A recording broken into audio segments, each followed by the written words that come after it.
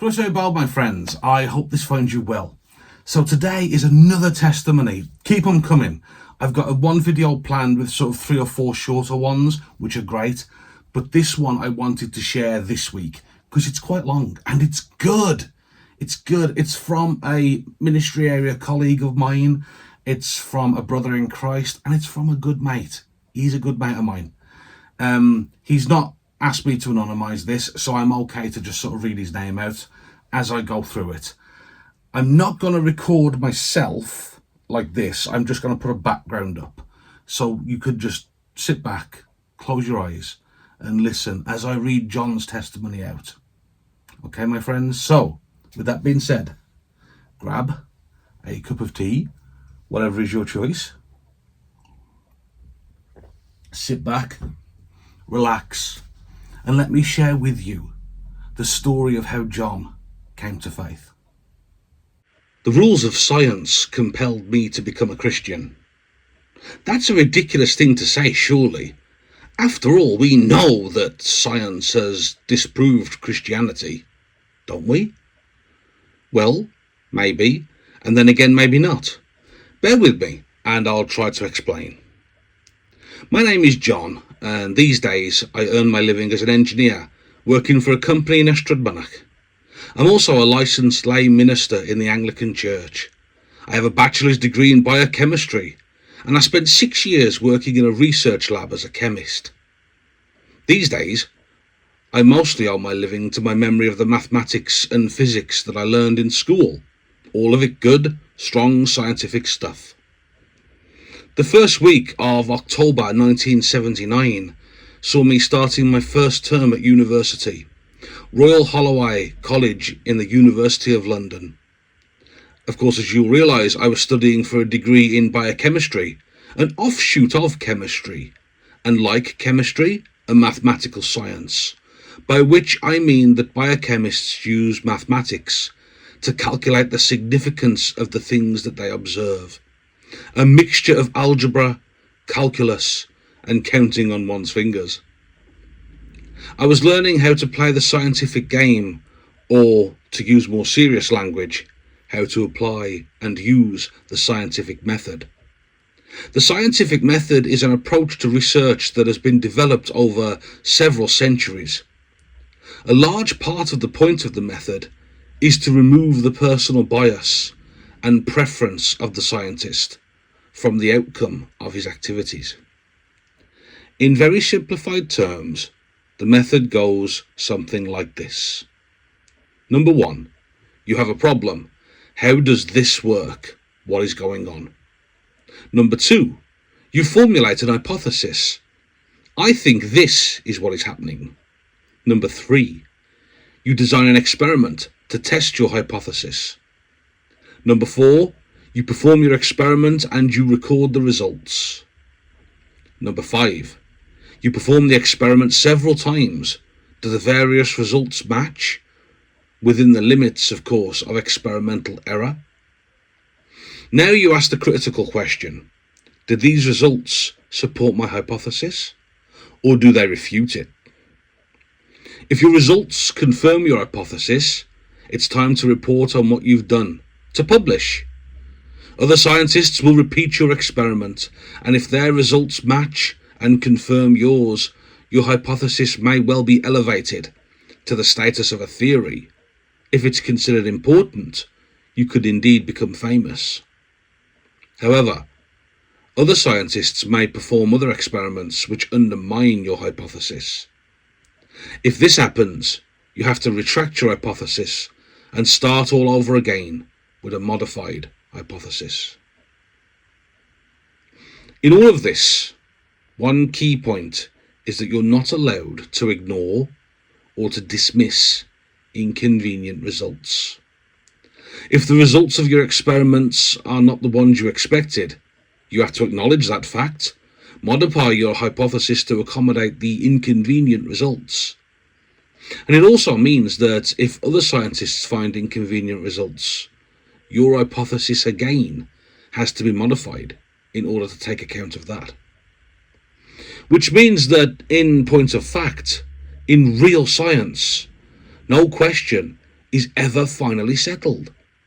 All scientific theories are provisional, and any theory at any time may have to be revised, even centuries after it's been accepted as fact.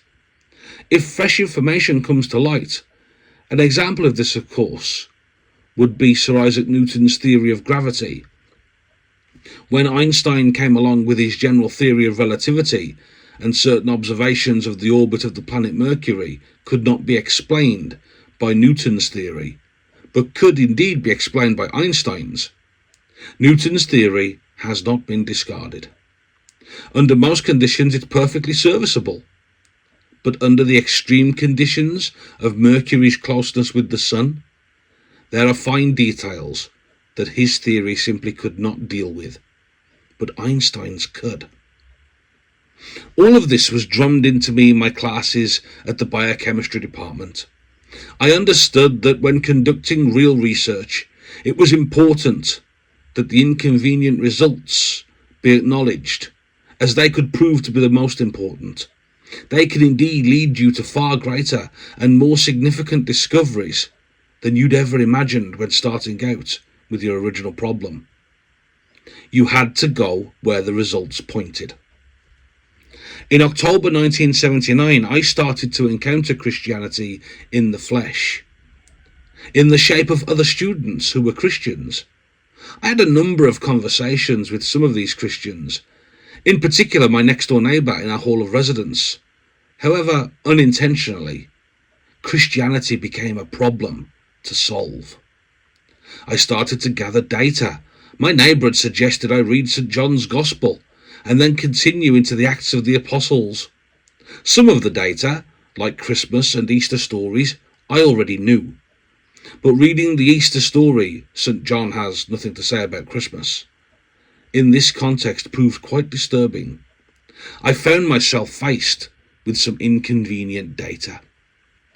I learned that Jesus made some startling claims. He remarked that I am the way, the truth, and the life, and nobody comes to the Father except through me. This was very challenging for somebody who had essentially imagined that all roads led to God eventually. Here was a man claiming that there was only one way to God, and he was it.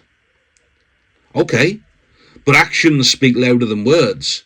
If this Jesus could be shown to have said just one thing that was demonstrably not true, then I could dismiss everything he said, right? If not, I'd have to take him seriously. There was only one thing he said, several times, I saw as the acid test. He had told his closest followers that he would be put to death by the authorities. So far, so good. The problem was that he then added that on the third day he would return to life. Now that was a breaking point to me. If he didn't deliver the goods on this statement, then he could just be dismissed as another visionary nutter. On the other hand, if he did return from death, I would have to take him and his claims seriously. Tough call. Hang on though. We all know that the dead don't come back to life, don't we? Well, yes, we do. But this man proved to be difficult. For starts off, there were several accounts of his demonstrating just that. He was alive after he had clearly been dead. So that was a problem. Except that these accounts were all in the Bible. But you can't believe the Bible now, can you? So I thought, until I had to deal with the psychological problem. What do I mean by that? Well, you see, Roman history, not the Bible, gives us a number of accounts of the early Christian martyrs. Bear this in mind. Of the 11 surviving apostles, Jesus' closest followers, only one died a natural death. The other 10 all died at the hands of men, and mostly very unpleasantly. And they were not alone. So many early Christians died very unpleasantly, some in the arena where they were thrown to a variety of wild animals to be variously killed. Some were coated in pitch, tied to stakes and set on fire to light the emperor's gardens. The list of horrible martyrdoms is extensive. And the point is this: any of them could have escaped an unpleasant death simply by saying, okay, I admit it, Jesus didn't rise from the dead, it's all a big hoax. But nobody goes to an unpleasant death for something they know is a lie, if not by telling the truth they could escape it. So here was the most inconvenient result. Jesus' resurrection had to be accepted as real. The psychology clearly showed that the early Christians, those who had been eyewitnesses to the events, all believed that Jesus had indeed returned to life, which meant that his most probable claim was true, which in turn meant that his other claims were true as well. And this was where the rules of science had me caught, a checkmate if you will. An inconvenient result cannot be ignored or dismissed. You have to modify your hypothesis to accommodate it. And so I became a Christian. What else could I do? The inconvenient fact of the resurrection left me with the choice of either accepting it or denying it. But if I denied it, I was lying to myself and by extension to everybody else. And if I was willing to tell one lie that big, how many more would I be willing to tell? Nobody would ever be able to trust the thing I said, which is not a very good start to a scientific career. The rules of real science, as opposed to popular science, which is a very different thing, have been designed to cut to the heart of the matter. What is really going on here? And to eliminate the researcher's personal bias. I don't want to believe this stuff. When those rules are applied to the problem of life itself, it's not just to the scientist's work. They force one to face the actual data, not just what one wants to believe. And as a matter of personal integrity, I found myself applying the rules of science to life in general. And I found that when I did, being a Christian was the only honest way forward. Here we go, my friends. That's John's testimony. I like that because so often we see science and faith being at odds. You know, you've got Rocky Balboa and Clubber Lang facing off. And that's not the way it has to be all the time. As we see from John's testimony, we see that science can actually build a framework that leads to belief. But one thing I love about this story from John, one thing I love about John sharing this with us is that it's very unique. And this is one of the great beauties of us as believers. Each one of us is unique. Each one of us brings those different spirits, those different gifts, those different takes on the world. And as such, we make the church a better place. As such, we make the family of Jesus a much better place to be by our rich and varied gifts. And I gotta be honest, I am so grateful for John for sharing this, because it's one of those things that it's very uniquely him. And I love that. And I guess all I can say now, my friends, is I hope you enjoyed that. And if you'd like me to share a similar story, so far I've done my own and now I've done John's. And like I said, I've had 3 or 4 smaller ones come in that I'm going to throw into a compilation video almost. But if you'd like me to share yours, please do email it to me. The email address, of course, is in this video. Please do reach out. I think it's this side. I'm pretty sure it's the right hand side it crops up on. We'll find out. Send me your testimonies, guys, and I will share them. You can have them anonymized. I can never get that word properly. Have them anonymized, or I can leave your name in like I did with John's. He was very happy for me to just tell his story. Either way, friends, let me know, okay? And that concludes today's video. Thank you again to John for sharing that. It's truly special to read it. And it was fascinating for me because I didn't know how John had come to faith. And knowing what I know about John with his scientific mind, I had often wondered. So that was quite sweet. So guys, please keep them coming. Again, feel free to share this far and wide. Feel free to throw it out. If you want to send it to Granny in Timbuktu, carry on.